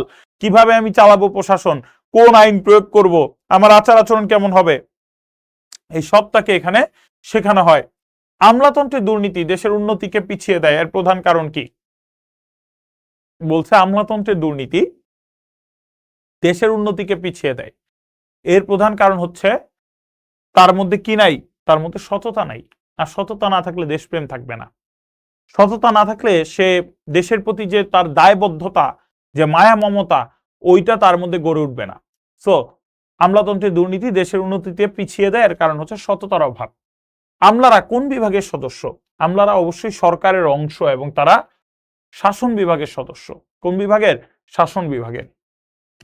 আমলারা সাধারণত কাদের পরামর্শদাতা হিসেবে কাজ করে? এই যে মন্ত্রীকে পরামর্শ দেন। কাকে দেন? মন্ত্রীকে। আমলাতন্ত্রের সিদ্ধান্ত গ্রহণ প্রক্রিয়ার প্রাথমিক ধাপ কোনটি? একদম প্রথমে তোমাকে কি করতে হবে? সমস্যাটা আগে নির্ণয় করতে হবে। আমলাতন্ত্রে তুমি যখন সিদ্ধান্ত গ্রহণ করবা, তখন সর্বপ্রথম তোমাকে কি করতে হবে? সমস্যাটা আগে নির্ণয় করতে হবে, যে সমস্যাটা কি। এরপরে এনা সমাধান। আগে হচ্ছে আমার সমস্যাটা কি। এসএস ইন সোশিওলজি গ্রন্থের রচয়িতা কে? Essays in sociology Max Weber. কে? Max Weber. সরকার পরিবর্তন হলেও আমলাদের পরিবর্তন হয় না, কেন? কারণ আমলারা নির্দিষ্ট বয়স পর্যন্ত স্থায়ী পদে বহাল থাকেন, তাদের চাকরি যাওয়ার কোনো ভয় নাই। ঠিক আছে। এরপর সরকার পরিবর্তন হইলে আমরা বুঝলাম যে তাদের কোনো ভয় নাই। এবার আসো, ন্যাটিও এবং নেটাস এই শব্দ দুটি কোন ভাষা থেকে এসেছে? ল্যাটিন ভাষা থেকে। কোন ভাষা থেকে এসেছে? ল্যাটিন ভাষা থেকে। জাতীয়তা একটি মানসিক সত্তা, এটি এক প্রকার সজীব মানসিকতা। কথাটা বলেছে রেনান। কে বলেছে কথাটা? রেনান।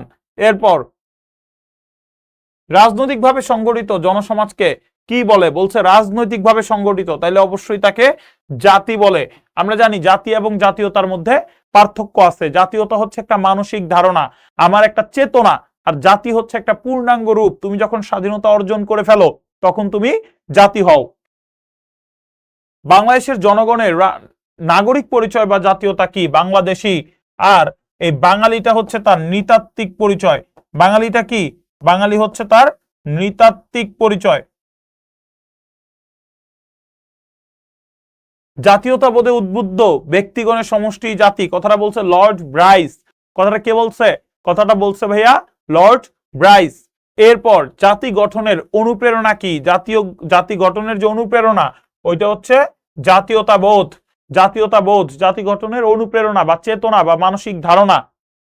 জাতীয় রাষ্ট্রের স্বপ্নদ্রষ্টাকে মেকিয়াভেলিকে বলা হয় জাতীয় রাষ্ট্রের স্বপ্নদ্রষ্টা। জাতীয়তাবাদের সবচেয়ে গুরুত্বপূর্ণ উপাদান কোনটি? কি বলছে? সবচেয়ে গুরুত্বপূর্ণ উপাদান হচ্ছে মনস্তাত্ত্বিক ঐক্য, অর্থাৎ মানসিক দিক থেকে, মনের দিক থেকে যদি মিল থাকে ওইটা হচ্ছে জাতীয়তাবাদের সবচেয়ে গুরুত্বপূর্ণ উপাদান। এছাড়া এই যে ভাষা আছে, হ্যাঁ, যেমন হচ্ছে বাংলা ভাষা, এইটার দাবিতে মানুষ আন্দোলন করছে, রক্ত দিছে, এক হইছে। ধর্ম, যেমন হচ্ছে গিয়ে তোমার ভারতে হিন্দুরা বেশি বসবাস করতেছে, সৌদি আরবে মুসলিমরা বেশি বসবাস করতেছে, হ্যাঁ, এগুলো। প্রাচীন নগর রাষ্ট্র বিদ্যমান ছিল কোথায়? আমরা জানি অ্যাথেন্সে, স্পার্টায় কি ছিল? নগর রাষ্ট্র বিদ্যমান ছিল। তখন রাষ্ট্রের আয়তন কি ছিল? রাষ্ট্রের আয়তন অনেক ছোট ছিল। সাম্য, মৈত্রী, স্বাধীনতা কোন বিপ্লবের স্লোগান? ফরাসি বিপ্লবের স্লোগান। তারপর জাতীয়তা প্রধানত কত ভাবে নির্ধারিত হয়? দুই ভাবে নির্ধারিত হয়। একটা হচ্ছে জন্মসূত্র নীতি আর একটা জন্মস্থান নীতি। জন্মস্থান নীতি অনুযায়ী তুমি কোথায় জন্মগ্রহণ করছো ওইটা, আর জন্মসূত্র নীতি অনুযায়ী তোমার পিতামাতা কোন দেশের নাগরিক সেটা। ফরাসি বিপ্লব সংগঠিত হয় অবশ্যই 1789 সালে। কত সালে?